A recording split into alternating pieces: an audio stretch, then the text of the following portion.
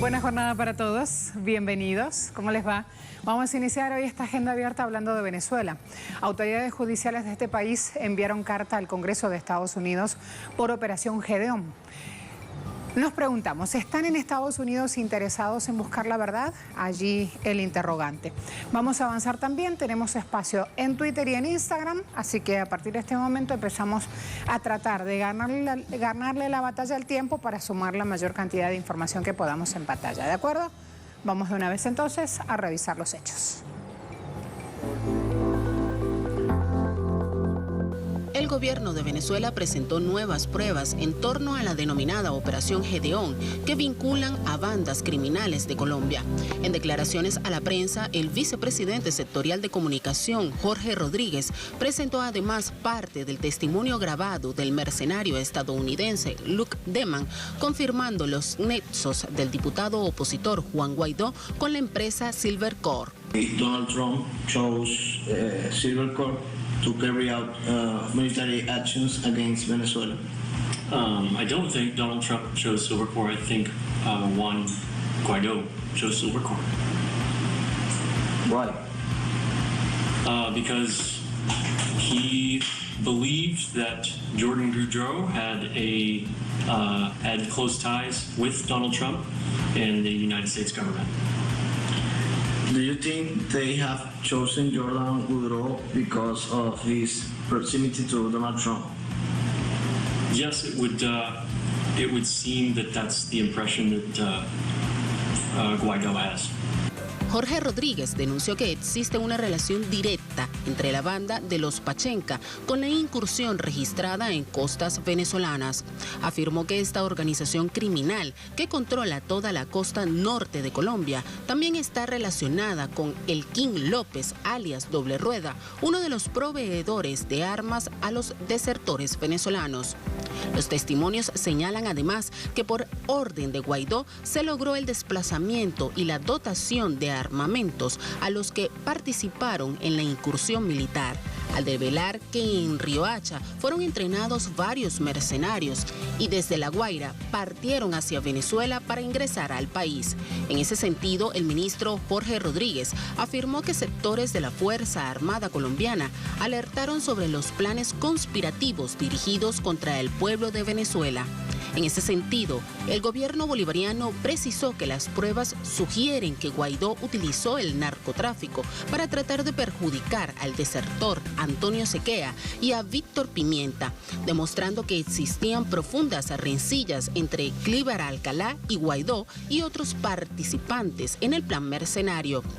Esta mañana en Agenda Abierta mantenemos de cerca el análisis que deriva de cada prueba revelada por la investigación del gobierno en torno a los planes golpistas del triángulo criminal Estados Unidos, Colombia, oposición venezolana y el narcotráfico. ¿Qué dice Diario Colatino? Venezuela presenta nuevas pruebas sobre nexo de Guaidó con incursión armada. El vicepresidente de comunicación de este país señaló, según el testimonio de uno de los estadounidenses detenidos, de Luke Denman, él indicó que contratar la compañía Silvercorp fue idea de Guaidó, porque creía que él era el dueño de la misma. Jordan Goudreau tenía lazos cercanos con Donald Trump. Por otra parte, Denman culpó a Guaidó de las malas decisiones tomadas en la operación. Dijo, creo que desorientó a un grupo de personas. El ministro de Comunicación venezolano recordó que este país ha denunciado operaciones en campamentos dirigidos por la banda criminal Los Pachenca en su zona de acción. Radio Mundial dice, banda criminal Los Pachenca vinculada con fallida incursión mercenario en Venezuela. Eso es la Operación Gedeón. El gobierno mostró evidencias de los nexos entre clanes del narcotráfico Los Pachenca, Doble Rueda, que controlan las principales rutas del tráfico de estupefacientes desde Sierra Nevada de Santa Marta y toda la costa norte colombiana, incluyendo Barranquilla, Riohacha y la Alta Guajira colombiana. Según información suministrada por el militar estadounidense, y aquí también lo mencionan, Luke Denman, Guaidó desorientó la fallida incursión marítima y tomó las decisiones incorrectas. Además, vamos a ver, vamos a revisar la red social, la cuenta de Cancillería de Venezuela, que indica 78% de los venezolanos apuesta por el éxito en los esfuerzos que el gobierno nacional hace para combatir la pandemia. 84% cree que debe mantenerse la cuarentena con algún tipo de flexibilidad, y esta es información que aportaba el presidente de la Nación, Nicolás Maduro. Así entonces, me preparo en este caso a actualizar en esta jornada. Leonel Retamal ya me está esperando. Cuando quieras, Leonel. Como lo ha venido realizando frecuentemente el gobierno venezolano, ha estado presentando sistemáticamente las pruebas que vinculan al gobierno colombiano con Estados Unidos y con elementos del narcotráfico colombiano en la reciente incursión de mercenarios que fracasó el pasado 3 de mayo en territorio venezolano. En la ocasión, el ministro de Comunicación de Venezuela, Jorge Rodríguez, presentó las pruebas, las ubicaciones y las coordenadas precisas de los sitios de entrenamiento y de los lugares donde habrían salido estas lanchas que fueron repartiendo mercenarios en el litoral venezolano. Hay también pruebas que vinculan a miembros del ejército con elementos paramilitares de la Alta Guajira, que es el lugar desde donde se habrían estado entrenando estos grupos paramilitares con los mercenarios estadounidenses, y que finalmente, después de casi un año de entrenamiento, hicieron el ingreso a Venezuela. Todas estas pruebas lo que dan cuenta es que este era un plan continuado, que no solamente tiene como hito el 3 de mayo, sino que hay todo un año de preparación, hay conocimiento también político y logístico de parte de Estados Unidos, y hay también vinculación de los sectores de la derecha venezolana. El gobierno venezolano denuncia que hay una tríada, un triángulo criminal, como lo denomina, entre estos grupos narcoparamilitares, la extrema derecha venezolana y la cúspide, el gobierno estadounidense, la administración de Donald Trump y distintas agencias como la DEA, que habrían estado en conocimiento de estas operaciones y que las habrían propiciado para que finalmente se desarrollaran.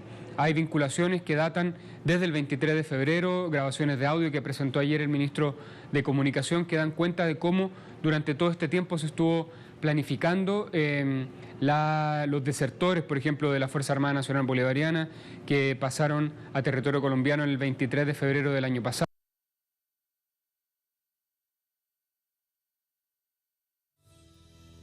Preparo ya a otro espacio. Autoridades judiciales venezolanas envían carta al Congreso de Estados Unidos por Operación Gedeón.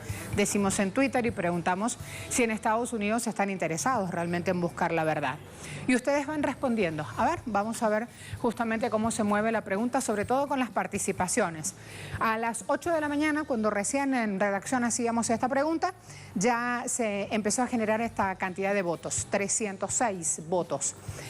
Sí dice 11,8%, no dice 51,3%, no sé, 4,2%, Trump genocida 32,7%. Allí entonces algunas respuestas que tienen un poquito más de participación.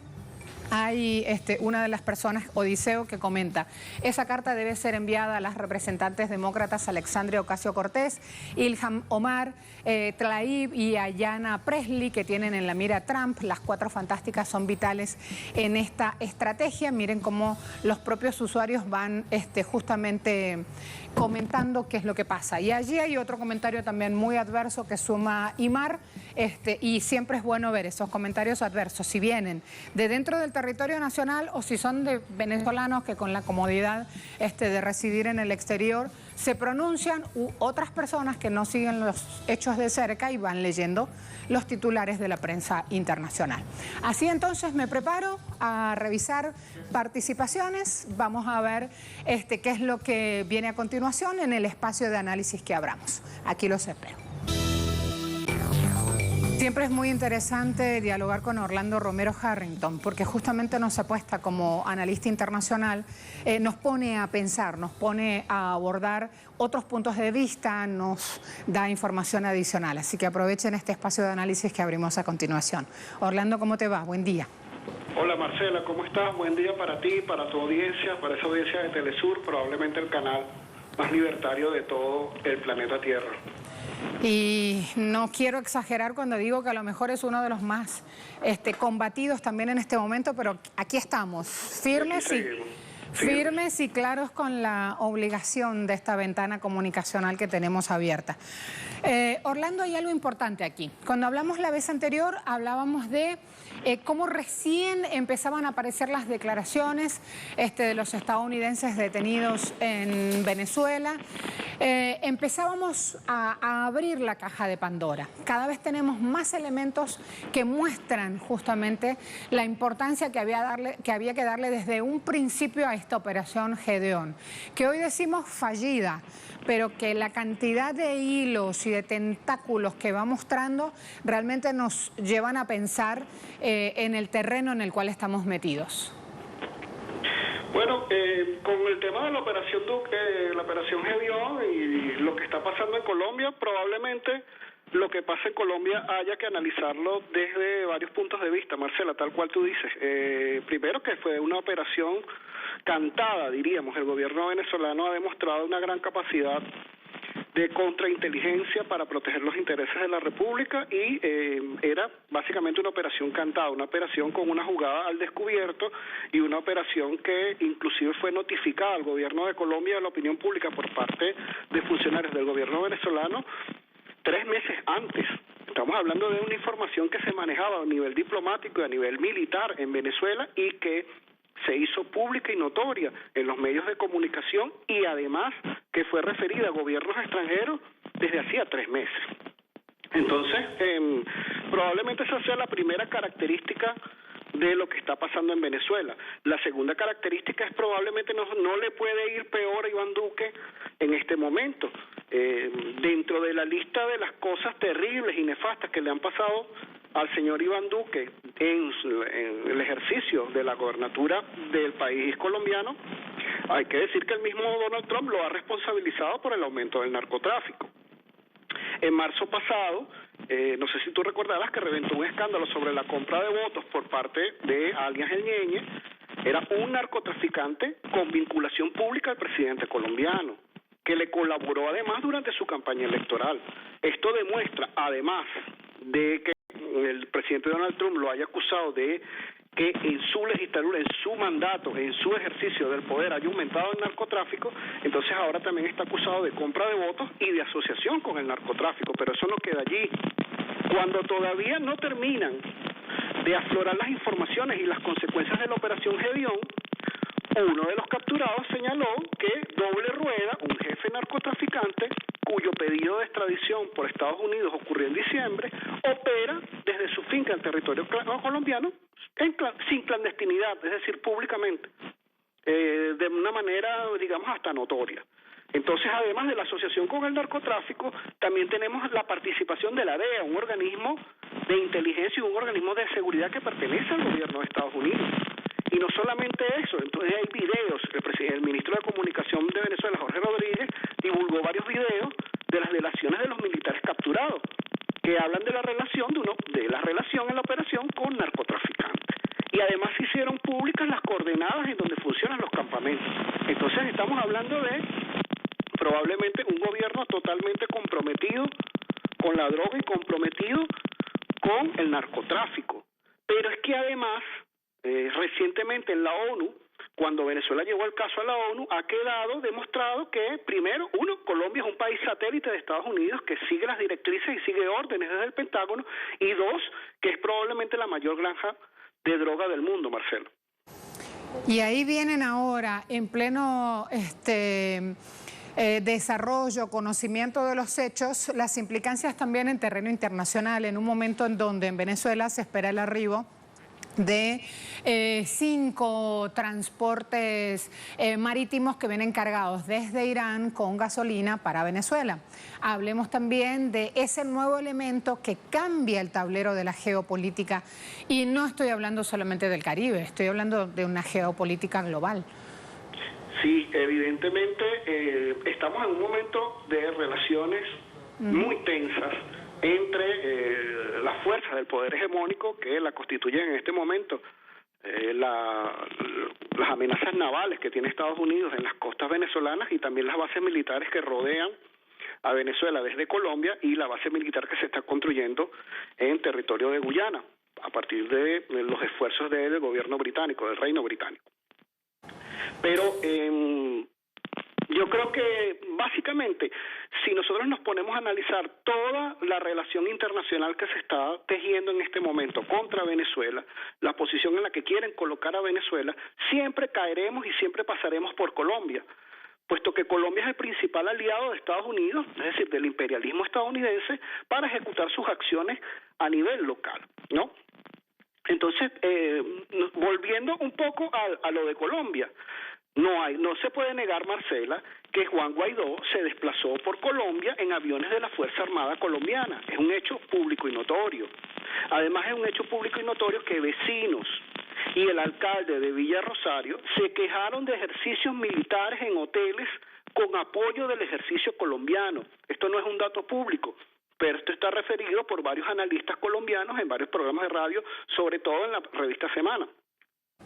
Hay un analista colombiano que refirió que habían quejas del alcalde de Villa Rosario y quejas de los vecinos que básicamente mostraban su descontento por la presencia de militares entrenando en las inmediaciones de Villa de Rosario con apoyo del ejército colombiano.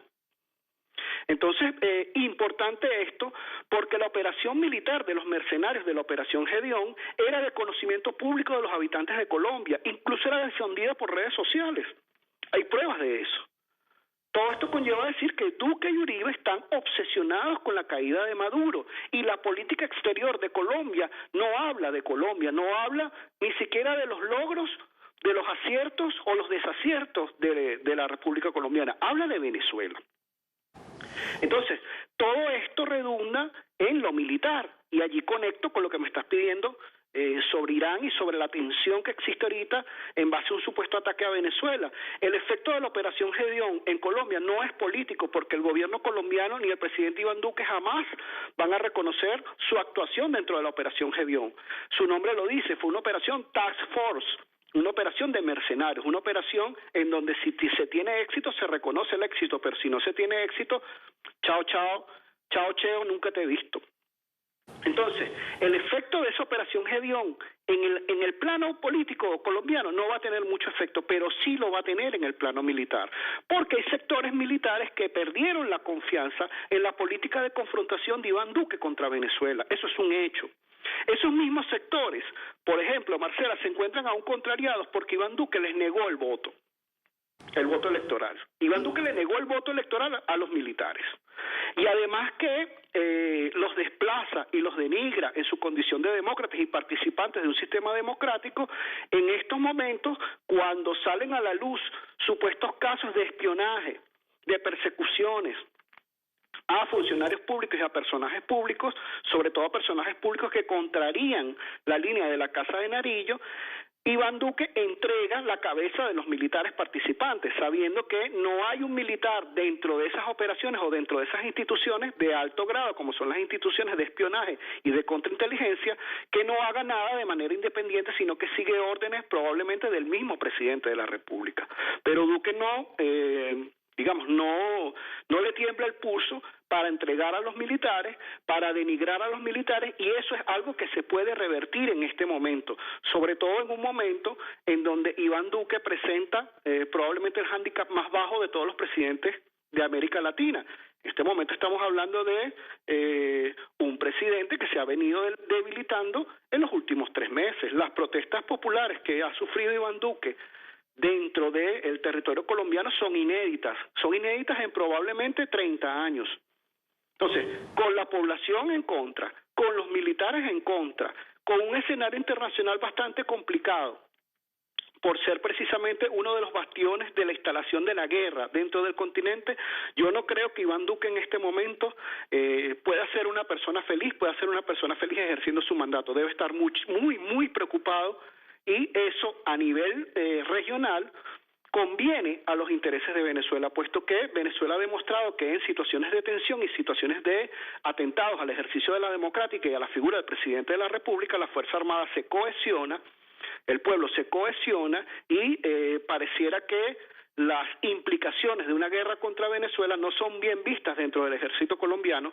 Todos sabemos, y es de opinión pública además, Marcela, que en cuanto a una confrontación militar con el gobierno de Venezuela, Colombia no tiene los recursos suficientes, las tropas suficientes, inclusive al ser ayudada por Estados Unidos y financiada por Estados Unidos, no tiene los recursos ni el personal suficiente para enfrentar la tragedia que sería colisionar con el ejército venezolano en zona fronteriza, Marcela. Voy rapidito con dos titulares. Luego voy a tener escasos 40 segundos, pero es imposible no mencionarlo luego de oírte, Orlando. Decías, Duque debe estar muy preocupado. Sí, está muy preocupado. No solo la cuestión militar, también la cuestión de la salud. Quiero ir a mostrarte un titular de El Tiempo, que es de la familia Santos, expresidente de Colombia, donde El Tiempo está dando, ya sabemos que cuando El Tiempo da esta información, abre camino a lo que pasa. Coronavirus, dice El Tiempo, las medidas que se están tomando para proteger a Duque. Hay 13 miembros del batallón Guardia Presidencial y uno de seguridad del presidente contagiados. O sea que ya, cuando hablamos de la situación de crisis sanitaria en Colombia, ya hasta el propio anillo de seguridad está con problemas. Y luego, si voy a ver Misión Verdad, que es un portal de investigación venezolano, ponen este titular, Orlando. Miami Herald encubre a Washington mientras deja toda la responsabilidad de la fallida Operación Gedeón a Guaidó. Y también vemos ese componente, como todos, cuando no sirve más el títere, lo vamos desplazando justamente y decimos, ¿qué pasó aquí? Y vas dejándole la responsabilidad al que sabes que luego ya evidentemente está en una posición muy, muy débil, y me refiero políticamente, ¿no? Cuando la mesa no se sostiene, empiezan a fallar las patas y parece que se le saca la última pata cuando presentan un titular así. ¿Qué me decís sobre esto, Orlando? Bueno, yo creo que son estertores del condenado. Yo te decía hace unos cuantos programas que me preguntaba cuánto tiempo, hablando de este tema latinoamericano, le quedaba a Bolsonaro en Brasil, y los hechos están demostrando que le queda poco. En el caso de Iván Duque, perder el favor imperial de Donald Trump al fracasar la operación Gedeón, al fracasar la contención entre comillas, porque todos sabemos que Colombia abastece al mayor mercado de droga mundial, que es Estados Unidos, al fracasar dentro de la contención del narcotráfico y al permitir que el narcotráfico tome las riendas del país, y ese narcotráfico en su camino y en su direccionalidad aplasta a movimientos sociales, asesina a líderes sociales, asesina a campesinos y asesina a todo el que se le oponga. No la tiene muy clara Iván Duque en este momento. Es un momento de estar contra las cuerdas, de estar retraído, y esto coincide con las amenazas imperiales contra los buques que traen gasolina desde Irán, las amenazas imperiales que están en este momento tratando de revertir el orden y la paz en Venezuela a través del sabotaje, a través de las sanciones, a través de las intervenciones militares. Pero básicamente el resultado de toda esta operación Gedeón y el resultado de todas las amenazas y todas las intenciones imperialistas de socavar la libertad en Venezuela, lo que han demostrado es una perfecta unión del pueblo venezolano, una unión sólida, digna y sobre todo con mucha conciencia, Marcela, para enfrentar los retos que nos devenga el porvenir. Nuestro invitado, Orlando, con nosotros. Hay tanto, Orlando Romero, hay tanto para seguir comentando, pero también hay otros temas que hasta ahora me generan noticia. Voy a ellos, Orlando. Hasta luego. Un abrazo, Marcelo. En Venezuela, gracias, retribuyo. En Venezuela, autoridades judiciales enviaron una carta al Congreso de Estados Unidos por esta operación Gedeón. Preguntamos si están en Estados Unidos interesados en buscar la verdad. Dicen sí 11,8%, no 51,3%, no sé 4,2%, Trump genocida 32,7%. Así nos preparamos ya al siguiente abordaje. Se vienen nuevas informaciones en nuestra pantalla.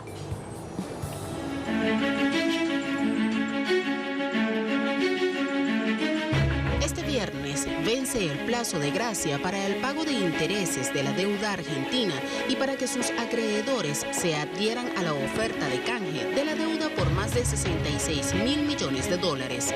El gobierno de Alberto Fernández decidió no pagar el vencimiento de la deuda por 503 millones de dólares y prorrogar hasta el 2 de junio la negociación. Esta situación supone que Argentina continuaría negociando con sus acreedores para obtener mejoras en sus condiciones de pago. El país ingresará técnicamente en cesación de pagos, aunque esta decisión puede ser enmendada, pues este vencimiento se incluye dentro de los acuerdos de reestructuración que están en marcha. Argentina confía en que el buen tono de las negociaciones permitirá que la Comisión Bursátil de Estados Unidos acepte ampliar otra vez los plazos. El integrante del Comité de Acreedores y miembro del fondo Greylock, Hans Humes, señaló que hay deseo de resolver las negociaciones. Si el gobierno de Alberto Fernández tiene éxito en su negociación, será un paso adelante para Argentina, que en el año 2001 declaró el mayor default de su historia por más de 100.000 millones de dólares.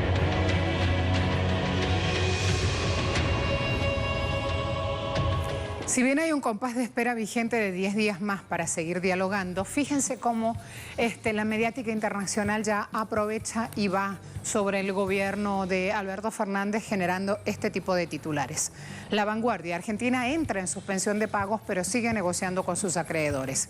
No dice, siguen negociando con sus acreedores esperando reestructurar deuda y tiene un buen horizonte para hacerlo porque, por ejemplo, su propio mayor elemento que lo ha llevado a una deuda a 100 años, el Fondo Monetario Internacional, le da su respaldo. El ministro de Economía argentino se llama Martín Guzmán y anunció que sigue recibiendo opiniones y sugerencias de inversores acerca de diferentes caminos para mejorar el valor de recupero.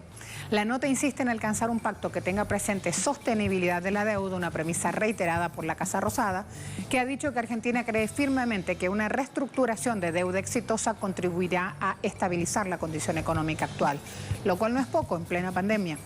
Luego, vamos a ver, Fernández dice que Argentina está en default desde hace meses. Otro medio de comunicación europeo que habla de esta declaración vertida por el presidente argentino. Estamos en default desde hace meses, desde antes de diciembre que estamos en default, solo que no lo escriben, solo que lo ocultan, ha dicho el presidente.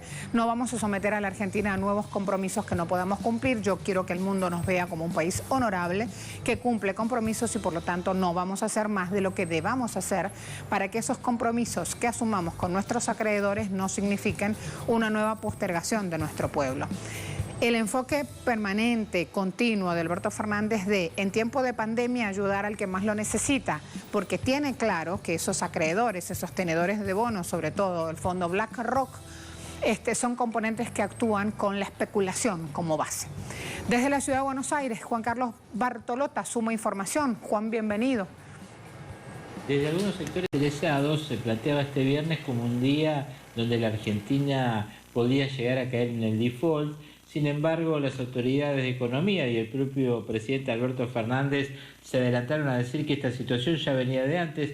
De hecho, ustedes recordarán que cuando se anunció la propuesta argentina para la reestructuración de la deuda, el propio presidente Alberto Fernández señaló que la Argentina estaba en un default virtual. Acompañando a estas declaraciones, ayer el presidente volvió a insistir en que la Argentina pretende honrar sus compromisos externos, pero que no lo va a hacer con el sufrimiento de la gente.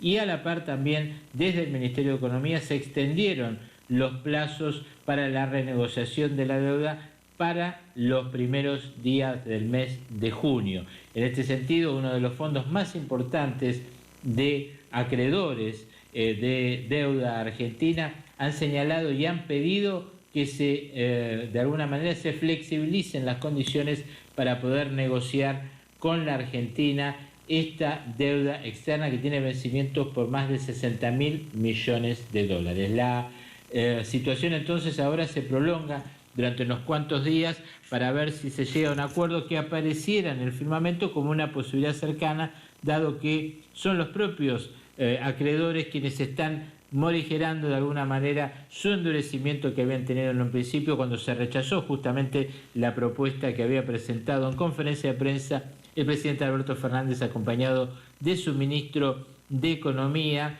y también por gobernadores que acompañaron esa propuesta en la quinta presidencial de Olivos. Así las cosas, entonces habrá que esperar un poco más para saber cómo se define entonces este tramo sobre la deuda externa del país sudamericano. Juan Carlos Bartolota, Telesur, Buenos Aires. Muchas gracias. Tienen allí entonces un cuadro de situación de todo lo que va pasando. La mediática internacional moviendo justamente esos motores, agitando esta incertidumbre, con lo cual sube el dólar, suben esos indicadores como riesgo país, que es algo que no debe pasar, y por eso el gobierno argentino trabaja justamente con medidas para contrarrestar esta situación, algo que se ha logrado en las últimas 72 horas, con lo cual ya hablamos de un componente económico importante a la hora de lograr y esperar ahora que el ministro Guzmán, como está diciendo la prensa hoy en Argentina, haga una nueva presentación con un alguito, con un extra a los tenedores de bonos, a ver qué pasa, si se llega finalmente a ese acuerdo. Me voy a Cuba. De un paciente de la provincia de Matanzas, paciente de 56 años de edad, del sexo masculino, contacto de un caso confirmado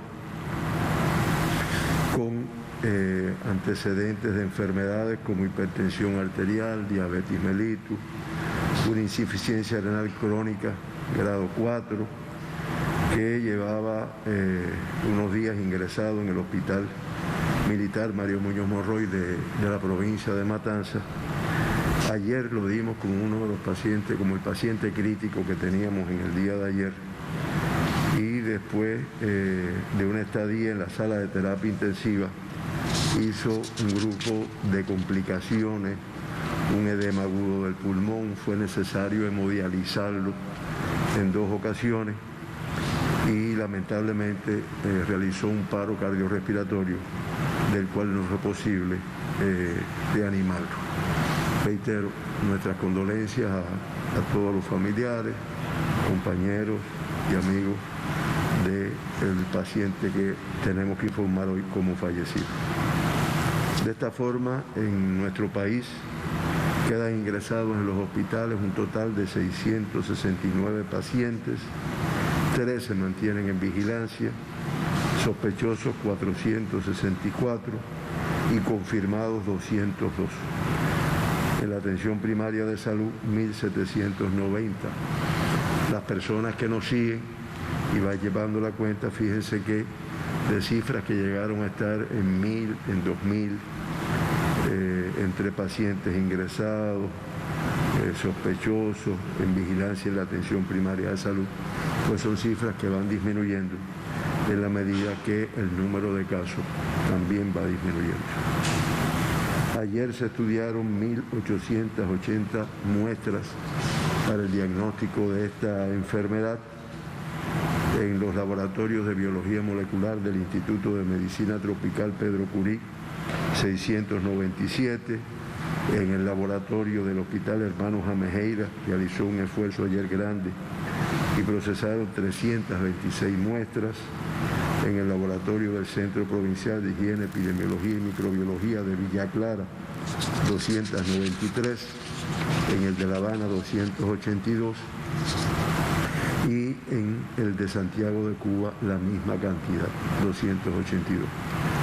Como resultado del estudio de estas muestras, resultaron positivas 8 pacientes nuevos diagnosticados en el día de ayer, lo cual representa el 0,4% de las 1.880 muestras que se procesaron.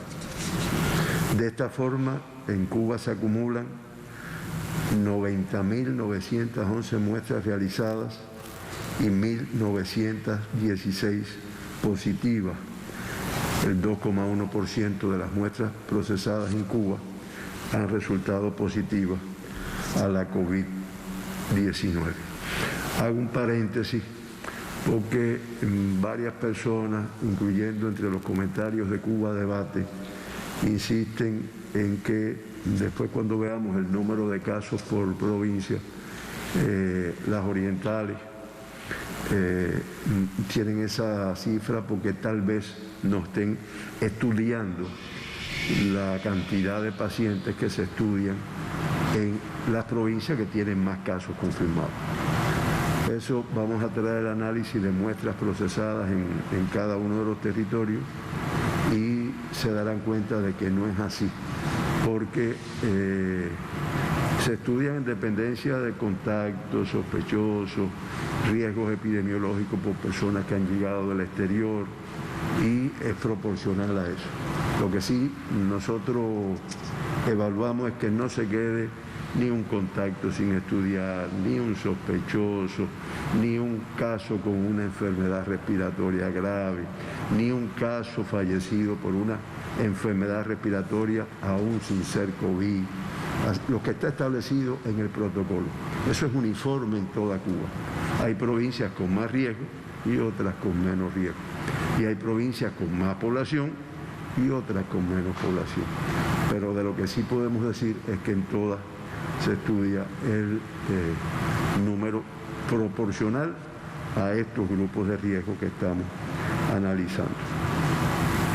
Como dije, ya en Cuba se acumulan 1.916 personas con el diagnóstico del SARS-CoV-2 y de la COVID-19. De los 8 casos confirmados ayer, todos son cubanos, comportamiento similar a días anteriores, todos son contactos de casos confirmados, se acumulan 1.675, 89,3%, en los cuales no se precisa la fuente de infección, porque ayer todos son contactos de casos confirmados. Sin embargo, de lo que veníamos anteriormente, se acumulan 1.675, el 89,3%, que son contactos de casos confirmados. La epidemia de nuestro país, prácticamente el 90% de los casos confirmados han sido contactos de otros que anteriormente se había diagnosticado. Ayer todos los casos se pudo precisar la fuente de infección, por lo tanto se mantiene el acumulado de 69 casos, que es el 3,6%. Con fuente de infección en el extranjero no cambia, son 131, que es el 7%. 3 casos de los 8 de ayer son del sexo femenino, de esa forma se acumulan 936, el 48,9% de los casos de nuestro país son del sexo femenino y 5 en el día de ayer del sexo masculino, para un acumulado de 980, el 51,1%. El 50% de los casos positivos fueron asintomáticos, o sea, 4 de los casos confirmados, y ya de esta forma en Cuba se acumulan 958, que representan el 50% de los casos confirmados en Cuba han sido asintomáticos en el momento del diagnóstico. No se diagnostica a ningún niño, por lo tanto se mantiene el acumulado de 194 con una evolución estable, una evolución favorable, de los cuales ya 166 han sido de alta.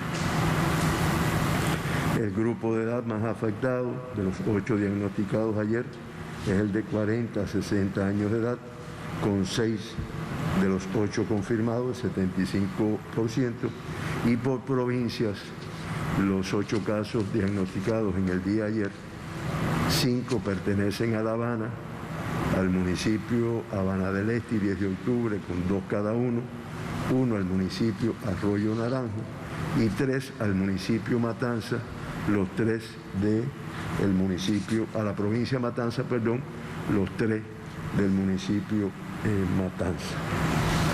De los 1.916 casos diagnosticados con la enfermedad, se mantienen ingresados hasta anoche, a las 12 de la noche, 202 de ellos.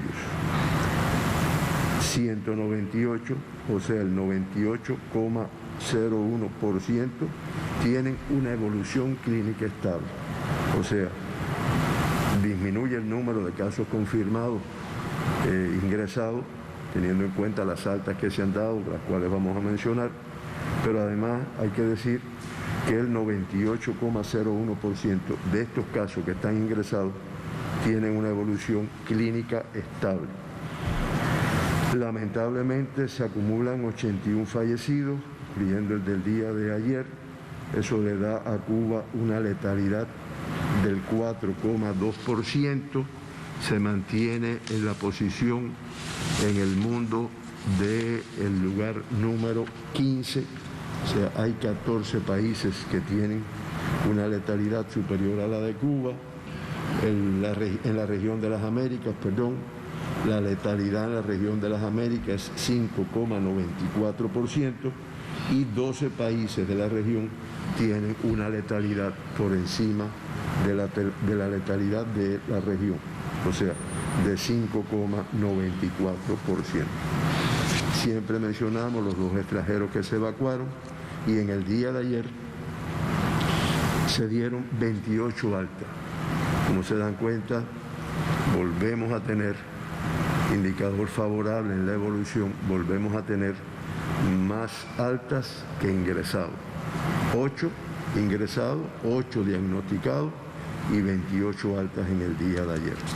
De esta forma, ya en Cuba, de los casos confirmados, 1.631, o sea, el 85,1%, se han recuperado, están de alta y incorporados a su actividad, aunque algunos todavía en la necesaria cuarentena que tienen que seguir después que son dados de alta clínica con el PCR negativo en el hospital donde se encuentran ingresados. Hoy se reporta, o hasta ayer se reportaba, un caso crítico y 3 graves.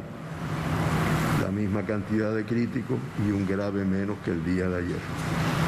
La paciente crítica es del Hospital Militar Manuel Fajardo de Villa Clara, se incorpora en el día de hoy, en el día de ayer, y los 3 graves, 2 son del Hospital Salvador Allende de La Habana y uno del Hospital Militar Mario Muñoz Monroy de Matanza. Sale del parte de confirmado de grave para de cuidado, una evolución favorable, una paciente del Hospital Militar Mario Muñoz de Matanza. Esta es la situación en Cuba. Reitero, las tasas por provincia, eso también nuestra población pues se interesa, como es natural, y vamos a decir la de los últimos 15 días se mantiene como la tasa más elevada, la de la provincia Matanzas, con 8,2 tasa de incidencia por 100.000 habitantes, 8,2, La Habana 4,5, Villa Clara 1,3, Ciego 1,4, Camagüey 1,2, Santi Espíritu 0,2, Artemisa 0,2, Las Tunas 0,4, Pinar del Río 0,3. Y en los últimos 15 días, ni Mayabeque, ni Holguín, ni el municipio especial Isla de la Juventud, ni Cienfuegos, ni Santiago de Cuba, ni Guantánamo, ni Granma han confirmado casos de la COVID-19. El mundo, como también estamos al tanto por las televisoras nacionales, Telesur, Rusia Today, la región de las Américas, en el mundo 185 países han diagnosticado casos con COVID. Ayer volvimos a precisar y se mantienen sin confirmar casos de la COVID. Turkmenistán, Corea del Norte, Micronesia, ahí lo tienen en el mapa. Fíjense como en todo el mundo prácticamente se han confirmado casos de COVID. Es realmente una pandemia de envergadura y solamente Turkmenistán, Corea del Norte y un grupo de islitas que están ahí ploteadas en el mapa, o aparecen en el mapa, como es Micronesia, las Islas Marshall, las Islas Salomón, Tuvalu, Vanuatu, Tonga y Samoa. Son los países que no han reportado casos de COVID-19. Es un total de 9 países que representan el 4,6% de los países del mundo. Como ven, una gran pandemia, con la magnitud y la extensión el número de casos y el número de fallecidos. La región de las Américas diagnostica creo que no dije los casos, o sea, en el mundo 4.960.975 casos confirmados. Ayer prácticamente 100.000 casos confirmados en un día, 99.519. Ayer en el mundo 5.421 personas fallecieron con esta enfermedad y ya se acumulan 327.904. Eso da una letalidad de 6,61%. Y nuestra región, la región de las Américas, confirman el día de ayer 58.317 casos, lo cual da ya un acumulado de 2.245.224 casos confirmados. Ya representa el 46,26% del total de casos reportados en el mundo. Fallecen en el día de ayer 3.761 personas en la región de las Américas y de esta forma se acumulan 133.441 fallecidos para una letalidad del 5,94%. Esta es la información que tenemos que brindarle. Como ven, nuestro país con algunos indicadores de evolución favorable, pero que eso no quita en lo más mínimo, y así lo vamos a ver, los riesgos que tiene Cuba. Porque además no solo por decir cómo está el mundo, que lamentablemente no tiene esta evolución, sino también por los riesgos que existen propios dentro de nuestro país y qué es lo que hace, y lo reitero, que nuestras autoridades nacionales, gobierno, partidos, no hayan decidido eliminar las medidas de restricción que muchas personas vemos que no las están cumpliendo, pero que sin embargo se mantienen como debe de ser. Ayer incluso me decían, bueno, ¿y por qué no se hace algo diferente para la región oriental? Que usted está dando indicadores favorables, cosas diferentes para algunas provincias como Cienfuegos y las que vimos que no tienen casos confirmados hace 15 días, porque realmente es muy peligroso, porque es que el país completo no está en igual situación. Y los cubanos, a pesar de las restricciones, nos movemos. Y todo esto entraña un riesgo muy importante. Bien, arriba Héctor, las preguntas. Comenzamos, doctor, entonces la ronda de preguntas. Dejamos Cuba y nos vamos a hablar ahora de las decisiones que toman nuestros gobernantes y que impactan en nuestros bolsillos.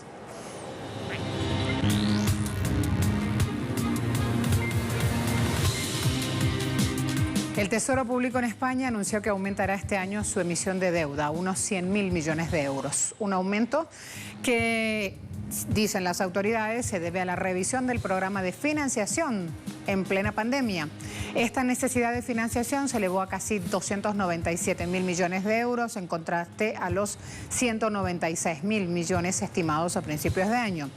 Esto por los gastos que tiene que hacer el Estado en medidas sanitarias, sociolaborales, socioeconómicas con reducción en ingresos fiscales. Fuentes del Ministerio de Asuntos Económicos explicaron que las necesidades pueden cumplirse mediante subastas del Tesoro o con alternativas como ir al nuevo Fondo Europeo, donde España puede obtener 15.000 millones de euros. También podría ayudar un fondo de reconstrucción para Europa, según las fuentes, dependiendo de cómo se haga esa repartición o el préstamo a los países. España ha acelerado emisiones, obtiene 143.491 millones de euros, 48,6% del objetivo para este año. Según el Banco de España, la deuda conjunta de todas las administraciones públicas concluyó marzo con 1.224.000 millones de euros, un alza de 1,9% con respecto a febrero pasado.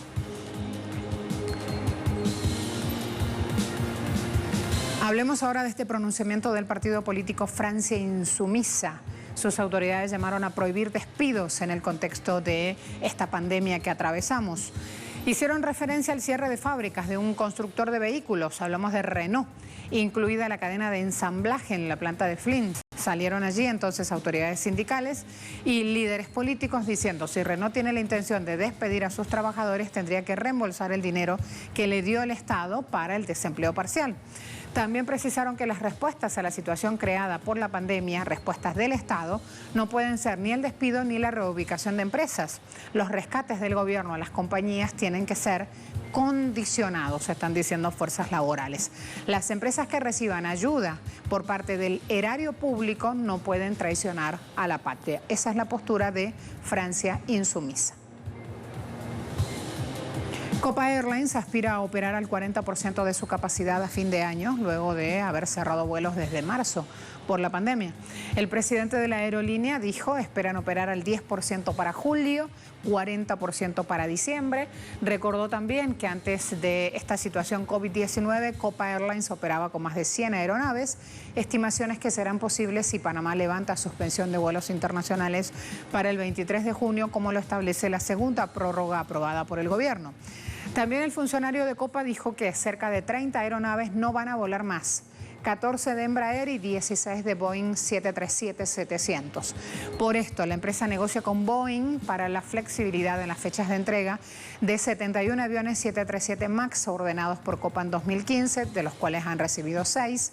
La aerolínea ha recibido 0% en ingresos debido a los reembolsos de boletos, casi 85 millones de dólares por mes para cubrir gastos como jubilaciones, contratos suspendidos y pagos de media jornada a sus 7.000 trabajadores. Copa no ha pedido apoyo al Estado y renegocia contratos con proveedores buscando justamente salir adelante en tiempos de crisis.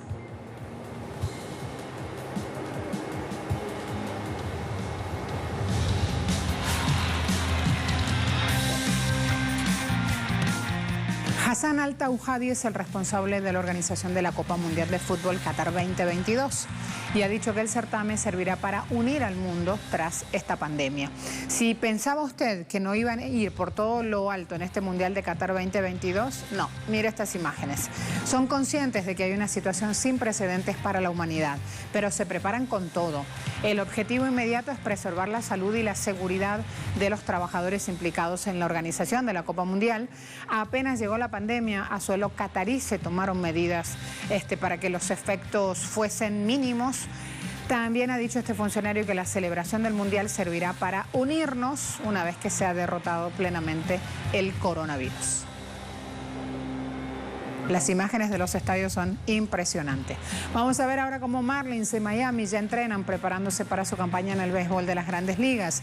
22 de mayo esperan empezar los ejercicios en las instalaciones de Júpiter en la Florida. Primer paso para que reinicie la campaña 2020, suspendida por la pandemia desde hace 2 meses. Varios peloteros ya empiezan a prepararse, cuidan justamente su forma física. El gobernador de la Florida también ha dicho que la entidad abrió sus puertas a todos los deportes, pero que espera que las Grandes Ligas aprueben el inicio de la campaña.